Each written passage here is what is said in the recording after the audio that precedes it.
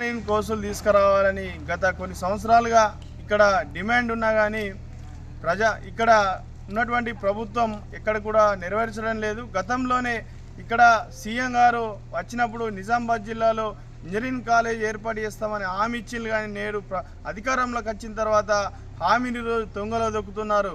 ముఖ్యంగా ఇక్కడ ఉన్నటువంటి విద్యార్థులు కానీ పక్కనున్నటువంటి జిల్లాల విద్యార్థులు ఈరోజు ఉన్నత విద్య కోసం, ఇంజనీరింగ్ విద్య కోసం హైదరాబాద్ వెళ్లాల్సి వస్తున్న. దీనివలన పేద మధ్యతరగతి విద్యార్థులపైన అదనపు భారం పడుతున్నది. ఈరోజు ఇంజనీరింగ్ చేయాలంటే లక్షల రూపాయలు ఈరోజు వెచ్చించాల్సిన అవసరం ఉన్నది. దానికి అనుగుణంగా ఈరోజు దానికి సంబంధించినటువంటి యూనివర్సిటీలో ఉన్నటువంటి ఇక్కడ బిల్డింగ్స్ ఉన్నాయి, ఇక్కడ వందల ఎకరాలు ఉన్నా కానీ ఈరోజు ప్రభుత్వం ఇక్కడ గుర్తించి ఈరోజు ఇంజనీరింగ్ కోర్సులను తీసుకురాలేకపోతున్నది. వెంటనే ఈరోజు నుంచి అసెంబ్లీ సమావేశాలు ప్రారంభమైనాయి కాబట్టి అక్కడ ఇంజనీరింగ్ కోర్సులను ఈరోజు ప్రస్తావన తీసుకురావాల్సిన అవసరం ఉన్నది. దీనిపైన ఇక్కడ ఉన్నటువంటి ప్రజాప్రతినిధులు కానీ ప్రతిపక్ష నాయకులు అందరూ కూడా అసెంబ్లీలో చర్చించి తెలంగాణ విశ్వవిద్యాలయంలో ఇంజనీరింగ్ కోర్సులు తీసుకొచ్చే దిశగా అక్కడ ప్రయత్నాలు చేయాలని ఈరోజు మేము తెలంగాణ యూనివర్సిటీ పీడిఎస్గా డిమాండ్ చేస్తున్నాం.